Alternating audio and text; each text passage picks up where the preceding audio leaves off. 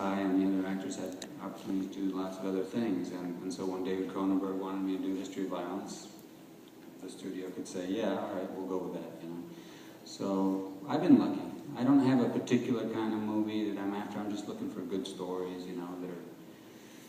Usually if it's a decent story and I resist it at first, I know from experience that it just means I'm scared of messing up, or that it's something that I don't know about. I mean, the thing that usually scares us is the unknown, you know, an unknown kind of person, an unknown kind of culture, language, in some cases race, nationality, whatever.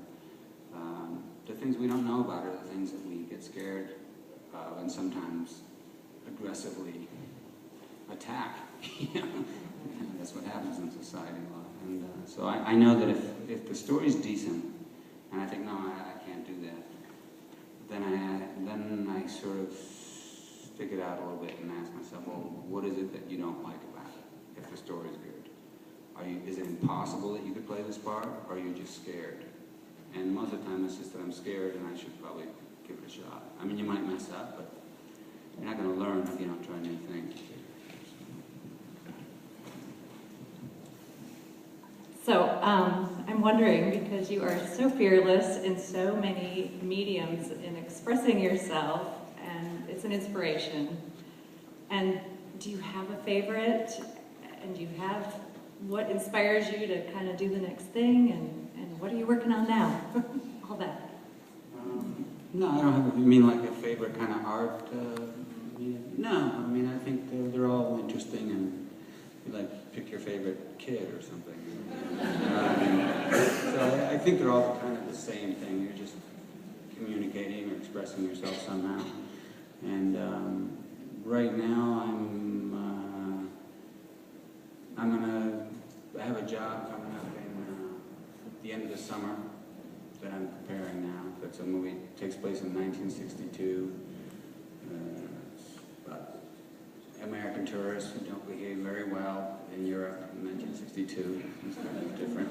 I played that before. So. Viggo, I have two questions. The first one is, a lot of actors eventually, sometimes, step into the role of director. Where are you? Oh, I'm here, I'm sorry. Oh. No, you're not stand up, I was just wondering. Well, that's okay. And so, have you any of those aspirations to move into being a director someday? Maybe. I mean, you know, I do like and engage in photography, and I like storytelling. You know, I think the main reason I'm in the movies is because I like it as a way of telling stories, learning new things, and I like actors. You know, so maybe sometime. But I also see that when someone does it well, it takes years for each job just to raise the money to do it, to prepare it properly, shoot it, edit it, and then you hope that someone's going to buy it and put it in the movie theaters and do a good job of it. All of those things, there's a lot of hurdles, you know, so I probably have to kind of stop doing a lot of other things in order to do a good job of it. But yeah, in principle, I'm interested. My second question, first I want to preface it just by saying thank you for donating all those wonderful Percival Press books to the Panida. It's an awesome gift. And sure. We're almost... Thanks to all of you guys for coming here. I mean, it was Tuesday night, it's late, and, you know, a lot of you did stay, so I appreciate it. When we said the other night, you know, it sold out so quickly, I said we should do another night if you can keep the film a little longer. And they said, well, we could do it on Tuesday, and I thought, well, there might not be that many people, so I was very pleasantly surprised. I'm sure that the radio station and the Panida were very happy to see a full theater the second night. Thank you all for coming. So my second question has to do with one of your books, actually two of your books, which are gone, and we only have a few of Viggo's titles left, by the way. So at the end, grab yours.